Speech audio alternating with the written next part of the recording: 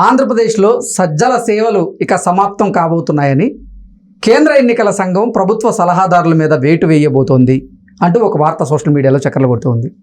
ఏంటి సార్ ఆ వార్తని మనం నమ్మచ్చు అంటారా?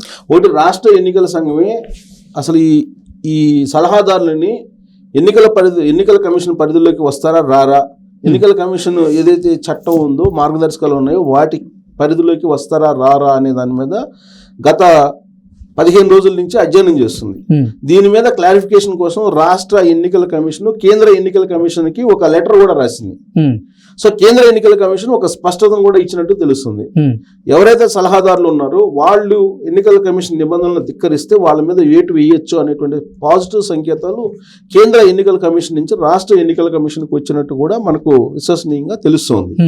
ఇప్పుడు అది గనక ఇంప్లిమెంట్ అయితే ఇమీడియట్ గా ఎవరిపైన వేటు పడుతుందంటే సజ్జల రామకృష్ణారెడ్డి మీద వేటు పడుతుంది.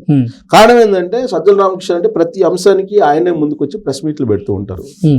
ఆయనేమో ప్రజా సొమ్ముతోటి ప్రజా జీతాన్ని తీసుకుంటూ ఉన్నారు, ప్రజా ధనాన్ని తీసుకుంటున్నారు. ప్రజాధనాన్ని తీసుకుంటూ ఆయన క్యాబినెట్ హోదాను అనుభవిస్తున్నారు. అంటే ఒక రకంగా చెప్పాలంటే పబ్లిక్ సర్వెంట్, అంతే కదా. ఆయనేమో డైరెక్ట్ ఎలక్షన్లో ఎన్నుకోబడలా. ఈ సలహాదారులు ఎవరైనా సరే డైరెక్ట్ ఎన్నికల్లో ఎన్నుకోబడలా. డైరెక్ట్ ఎన్నికల్లో ఎన్నుకోబడితే అప్పుడు వేరే వాళ్ళ మార్గదర్శకాలు వేరే ఉంటాయి. సో వాళ్ళైనా సరే మతపరమైనటువంటి ప్రాంతాల పరమైనటువంటి విద్వేషాలను రెచ్చగొట్టేలాగా వాళ్ళు కూడా ప్రసంగించకూడదు, డైరెక్ట్ ఎన్నికల వాళ్ళు కూడా. కానీ వీళ్ళు నామినేటెడ్ అంటే సివిల్ సర్వెంట్స్ లాగా, అంటే ప్రజాసేవ చేయడానికి వచ్చినటువంటి వాళ్ళ లాగా వీళ్ళు. సో కాబట్టి వీళ్ళు ఎన్నికల పరిధిలోకి వస్తారని చెప్పి కేంద్ర ఎన్నికల సంఘం ప్రాథమికంగా నిర్ధారించింది. దాంతో ఇప్పుడు ఆంధ్రప్రదేశ్ లో సజ్జల రామకృష్ణారెడ్డి లాంటి వాళ్ళు క్యాబినెట్ హోదాను అనుభవిస్తున్నటువంటి వాళ్ళు దాదాపు 40 నుంచి 50 మంది దాకా ఉన్నారనేది ఒక లెక్క. అసలు సలహాదారులు అయితే దాదాపు 300 మంది పైగా ఉన్నారు అని కొంతమంది అంటారు. కాదు 400 మంది ఉన్నారని చెప్పి కొంతమంది అంటుంటారు సలహాదారులు. అసలు ఎంతమంది ఉన్నారు మొత్తానికి అఫీషియల్ ఇంకా లిస్ట్ అయితే బయట రాలేదు. కానీ 40 మంది అయితే క్యాబినెట్ హోదాను అనుభవిస్తున్నారు. ఈ 40 మంది మీద వేటు వేయాలి అనేది ఒకటి ఇప్పుడు ఎన్నికల కమిషన్ పరిశీలిస్తుంది. వాళ్ళల్లో ఫస్ట్ కనిపించేది ఎవరంటే సజ్జల రామకృష్ణారెడ్డి. ఎందుకు కనిపిస్తారంటే ప్రతి అంశానికి నేనే అన్నట్టుగా వస్తారు ఆయన, సజ్జల రామకృష్ణారెడ్డి. అందుకే విపక్షాలన్నీ ముద్దుగా ఆయనకి సకల శాఖ మంత్రి అని పేరు పెట్టుకున్నారు సజ్జల రామకృష్ణారెడ్డి. ఇప్పుడు ఆయా శాఖల్లో ఉండేటువంటి మంత్రులు ఎవ్వరు కూడా ఎప్పుడు ఈ 5 సంవత్సరాల్లో బయటకు వచ్చి ఇష్యూస్ మీద మాట్లాడాల. అప్పుడప్పుడు బొత్స సత్యనారాయణ తప్ప మిగతా వాళ్ళు ఎప్పుడు కూడా వాళ్ళ సబ్జెక్ట్ వచ్చినప్పుడు వాళ్ళు వచ్చి వివరణ ఇచ్చి వాళ్ళు ప్రెస్ మీట్లు పెట్టినటువంటి దాఖలు లేదు. ప్రతి అంశానికి ఏదొచ్చినా సరే, అది అంగన్వాడీ సమస్య అయినా సరే, లేదా పాఠశాలకు సంబంధించినటువంటి స్కూల్ సమస్య అయినా సరే, లేదా పురపాలక శాఖలో ఉండేటువంటి సమస్యలైనా సరే, అటవీ శాఖలో ఉండేటువంటి అడవులకు సంబంధించిన సమస్య అయినా సరే, ఏదైనా సరే, రాష్ట్రకి తిరుమల తిరుపతి దేవస్థానానికి సంబంధించిన అంశమైనా సరే సజ్జల రామకృష్ణారెడ్డి ప్రత్యక్షం అవుతాడు మీడియా ముందు. ఆయనే వివరణిస్తూ ఉంటారు, ఆయనే మాట్లాడుతూ ఉంటారు. అందుకని చెప్పి ఆయన్ని సకల శాఖ మంత్రి అని చెప్పి ముద్దుగా విపక్షాలు పిలుచుకుంటూ ఉంటారు.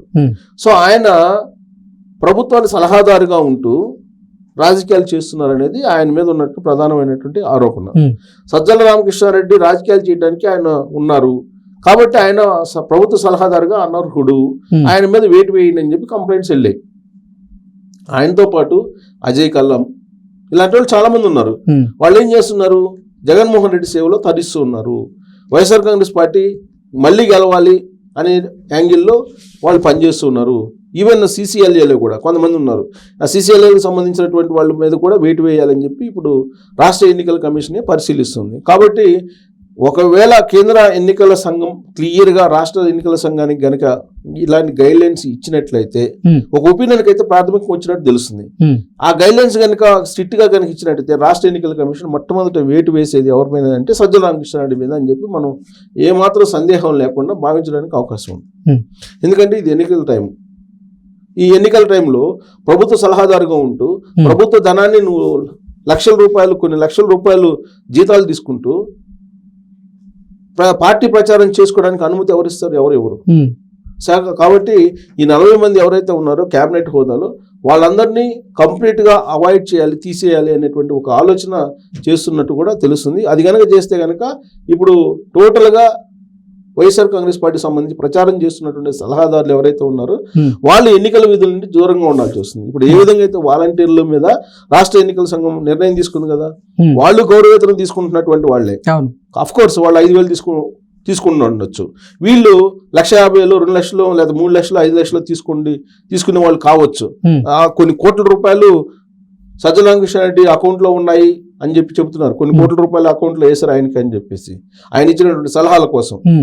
సో ఏదైనా అంటే గౌరవవేతనం ఆ అమౌంట్లో తేడా ఉండొచ్చు, Hmm. బట్ అందరు గౌరవ సలహాదారులేగా, గౌరవవేతనం తీసుకునేటువంటి వాళ్ళే. Hmm. ఎవరు నామినేటెడ్ పదవుల్లో ఉన్న వాళ్ళందరూ కూడా గౌరవ వేతనం తీసుకుంటున్నటువంటి వాళ్ళ జాబితాలోనే వస్తారు. Hmm. అంటే వాలంటీర్లకు వర్తింపజేసినటువంటి మార్గదర్శకాలు Hmm. వీళ్ళకి ఎందుకు వర్తింప చేయకూడదు Hmm. అనే వాదన వినిపిస్తుంది. సో కాబట్టి వీళ్ళకి వాలంటీర్లకు వర్తింపజేస్తూ వాళ్ళని ఎన్నికల విధులకు దూరంగా ఉంచారు కాబట్టి Hmm. వీళ్ళని కూడా ఎన్నికల విధులకు దూరంగా ఉంచాలి అనేటువంటి ఒపీనియన్ వ్యక్తం చేశారు. Hmm. తెలుగుదేశం పార్టీ ఆల్రెడీ కేంద్ర ఎన్నికల సంఘానికి కంప్లైంట్ చేసింది. Hmm. దాని మీద అధ్యయనం చేసిన తర్వాత కేంద్ర ఎన్నికల సంఘం ఒక ఒపీనియన్కి వచ్చింది. Hmm. కరెక్టే కదా, వీళ్ళు చెప్పినటువంటి ఒపీనియన్ వాళ్ళు ఒకటే కదా, కాబట్టి తీసుకునేటువంటి అమౌంట్ లో తేడా ఉంది తప్పితే మార్గదర్శకాలు ఒకటే కదా, అందరూ గౌరవవేతనం తీసుకుంటున్నటువంటి వాళ్లే కదా. Hmm. కాబట్టి వీళ్ళని దూరంగా పెట్టడానికి మార్గదర్శకాలు ఒప్పుకున్నప్పుడు వీళ్ళని కూడా దూరంగా పెట్టాలి కదా Hmm. అనేటువంటి ఒక ఒపీనియన్కి వచ్చింది. దాంతో ఇప్పుడు సజ్జల సేవలు ఇంకా సమాప్తం అని చెప్పి అనుకోవడానికి అవకాశం ఉంది. ఇప్పుడు తాడేపల్లి కోర్టులో ఉన్నటువంటి సలహాదారులు Hmm. హైరానా కూడా అదే కనిపిస్తుంది. ఇప్పటి వరకు హ్యాపీగా పనిచేసినా చేయకపోయినా, సలహాలు ఇచ్చినా ఇవ్వకపోయినా, అసలు సలహాలు ఇవ్వడానికి అవకాశం లేకపోయినా Hmm. నెల జీతాలు అయితే తీసుకుంటున్నారు. వాళ్ళు అసలు లక్షల రూపాయల ఎంతమంది జీతాలు సలహాదారులు ఉన్నారు ఆంధ్రప్రదేశ్లో అనేది ఇప్పటి వరకు అధికారికంగా కానీ అనధికారికంగా కానీ ఒక లెక్కలు అయితే లేవు, ఎవరికి తెలియనటువంటి పరిస్థితి ఉంది. అవును. సో దీని ద్వారా అయినా అసలు ఎంతమంది సలహాదారులు ఉన్నారు ప్రభుత్వానికి అనేది బయటపడే అవకాశం ఉందంటారా? ఉంటుంది, డెఫినెట్ గా ఉంటుంది. ఇప్పుడు వీళ్ళేంది ఫస్ట్ ఏంటి, అసలు ముందు 40 మంది క్యాబినెట్ హోదాను అనుభవిస్తున్నారు వాళ్ళు. ముందు వాళ్ళని తీసేయండి, ఎందుకంటే క్యాబినెట్ హోదాను అనుభవిస్తున్నారంటే వాళ్ళు చెప్పింది యంత్రాంగం వినే అవకాశం ఉంది. ఇప్పుడు క్యాబినెట్ హోదాలో ఉన్నటువంటి వాళ్ళ మాట యంత్రాంగం వింటుంది. సజ్జల రామకృష్ణారెడ్డి ఫోన్ చేసి ఎవరికైనా చెప్తే మౌఖికంగా కింది సిబ్బంది వింటారు కదా, అంటే వాళ్ళ ఇన్ఫ్లుయెన్స్ ఎక్కువగా ఉంటుంది. ఎలక్షన్లో వాళ్ళ ఇన్ఫ్లుయెన్స్ ఎక్కువగా ఉంటుంది. అందుకే ముందు క్యాబినెట్ ర్యాంక్ లో ఉండేటువంటి వాళ్ళని తీసేయండి ఎన్నికల విధుల నుంచి అని చెప్పి ఒక డిమాండ్. ఇప్పుడు ఆ డిమాండ్ ప్రకారం ఈ 40 మందిని పక్కన పెట్టే అవకాశం ఉంది. అసలు మొత్తం సలహాదారుని అసలు తీసేయాలని చెప్పి చెప్పొచ్చు కూడా. ఇప్పుడు మొత్తం సలహాదారులు తీసేస్తే కొన్ని 100 మంది వెళ్ళిపోతారు. ఇప్పుడు అవసరమైనా లేకపోయినా చాలా మంది, కొన్ని 100 మంది ఉన్నారు. ఎక్కడి దాకా ఎందుకు, నాకు రాజకీయంగా కాకుండా జర్నలిజం పరంగా నాకు గురువుగా ఉన్నటువంటి రామచంద్రమూర్తి గారు, ఆయన సలహాదారుగా నియామకం అయ్యారు. నియామకం అయిన తర్వాత అసలు నేను సలహాలే తీసుకోకుండా సలహాదారుడిగా నన్ను ఎందుకు పెట్టుకున్నారు, అలాంటప్పుడు నాకు మనస్కరించట్లేదు, ఊరికనే శాలరీ తీసుకోవడానికి, ప్రజాధనాన్ని తీసుకోవడానికి అని చెప్పి ఆయన 4 నెలలు 5 నెలలు ఉండి ఆయన రిజైన్ చేసి జగన్మోహన్ రెడ్డికి ఇచ్చేసి వచ్చేసారు. కానీ ఇప్పుడున్నటువంటి సలహాదారులు కొన్ని 100 మంది వాళ్ళు అసలు ఏమీ పని చేయకుండానే ప్రజాధనాన్ని ఊరికనే తీసుకుంటున్నారు.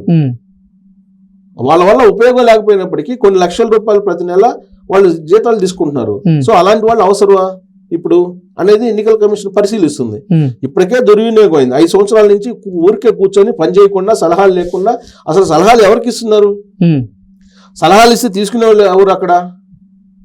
జస్ట్ వాళ్ళకి ఏంటంటే వైఎస్ఆర్ కాంగ్రెస్ పార్టీకి సేవ చేసినందుకు, జగన్మోహన్ రెడ్డి సేవ చేసినందుకు వాళ్ళకు ఒక కుర్చీ ఛాంబర్ ఇచ్చేసి 1,50,000 నుంచి 5 లక్షల వరకు జీతాలు ఫిక్స్ చేసేసి వాళ్ళని కూర్చోబెట్టారు. ప్రజాధనమే కదా. జగన్మోహన్ రెడ్డి ఆయన సొంత సంస్థలు అయితే ఆ విధంగా కూర్చోబెడతారా? ప్రజాధనం కాబట్టి ఇచ్చేస్తున్నారు, సొంత పార్టీకి ఉపయోగించుకుంటున్నారు. కొంత సొంత పార్టీ ప్రమోషన్ కోసం వాళ్ళందరినీ ఉపయోగించుకుంటూ కొనసాగిస్తున్నారు. అలాంటి సమయంలో వీళ్ళ అవసరమా అనేది ఎన్నికల కమిషన్ కూడా పరిశీలిస్తుంది. సో ఎన్నికల కమిషన్ నామ్స్ ప్రకారం ఒక నిర్ణయానికి వచ్చింది. సో సజ్జల రామకృష్ణారెడ్డితో పాటు క్యాబినెట్ హోదాలో ఉన్నటువంటి వాళ్ళ మీద మొదటి విడత వేటు పడే అవకాశం ఉంది. రేపో మాపో మిగిలినటువంటి వాళ్ళ మీద కూడా, సలహాదారుల మీద వేటు తప్పదు అనేది చాలా క్లియర్గా ఇప్పుడు తాడేపల్లిలో జరుగుతున్న చర్చ అదే, అలాగే వైఎస్ఆర్ కాంగ్రెస్ పార్టీలో కూడా అదే జరుగుతుంది.